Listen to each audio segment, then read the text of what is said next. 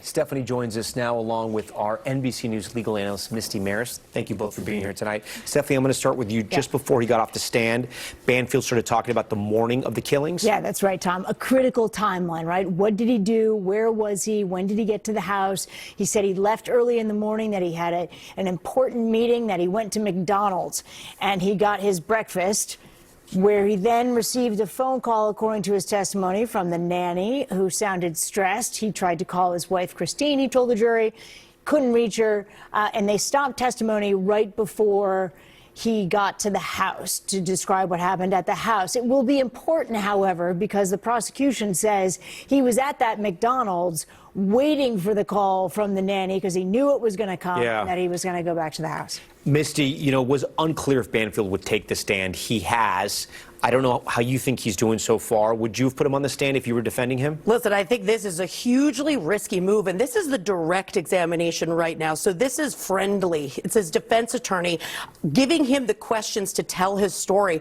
And some of what Stephanie was just talking about, this morning breakfast run to is a critical timeline in the case. And he's locking himself in to a timeline where prosecutors are really going to be able to go after that and cross. In addition to that, remember, the cross-examination, when somebody takes the stand, it opens up the door to a whole host of things the jury would never hear. So this is a hugely risky move, and I'm not sure from what we've seen so far that it's playing into the defense's favor. Stephanie, you've been watching this trial. He's been taking notes throughout the case. What was his composure like on the stand? Pretty much the same. I mean, he was very composed. He was very calm.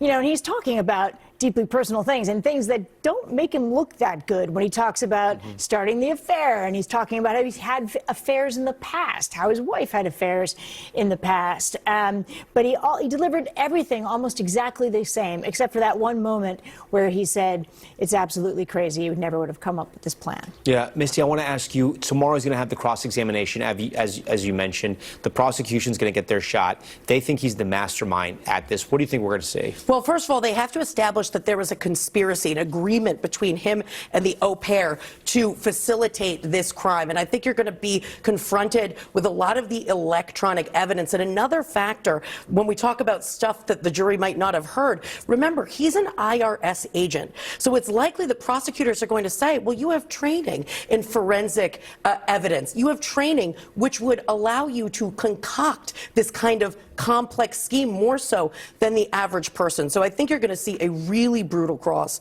tomorrow. Okay, we'll be tracking it. We thank you guys both for being here.